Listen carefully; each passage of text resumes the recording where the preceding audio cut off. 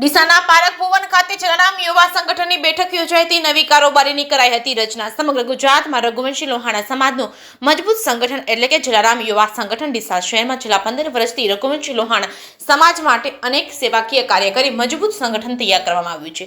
ત્યારે ડીસાના પારક ભુવન ખાતે ડીસા જલારામ યુવા સંગઠનની નવી કારોબારી રચના સહિત શૈક્ષણિક સેમિનારનું આયોજન લઈને બેઠક યોજાઈ હતી, જેમાં રઘુવંશી લોહાણા સમાજના તમામ ગોળના આગેવાનો હોદ્દેદારો ઉપસ્થિત રહ્યા હતા।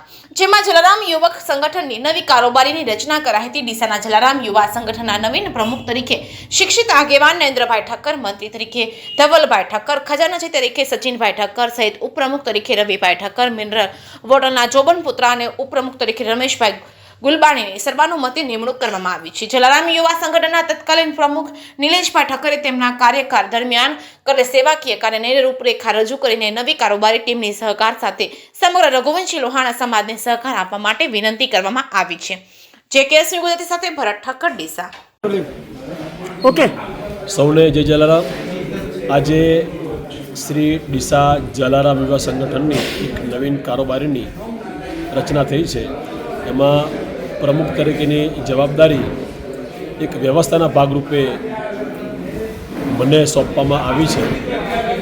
પ્રમુખ હું નથી, પણ સમગ્ર જલારામ યુવા સંગઠનનો દરેક સભ્ય સભાસદ એ યુવા સંગઠનનો પ્રમુખ છે।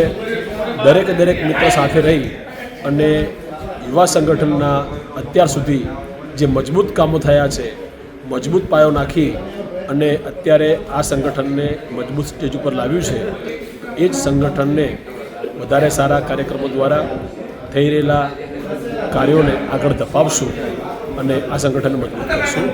સંગઠનનો આશય અને ઉદ્દેશ ફક્ત અને ફક્ત સમાજલક્ષી, સમાજના ઉત્કર્ષ અને સમાજના દીકરા દીકરીઓના શિક્ષણ, ધંધા, રોજગાર તેમજ સ્વાસ્થ્ય દરેકનું સચવાય એ અંગેના કાર્યક્રમો દ્વારા અમે આ સંગઠનને વધારે મદદ કરીશું। આભાર। જય જય।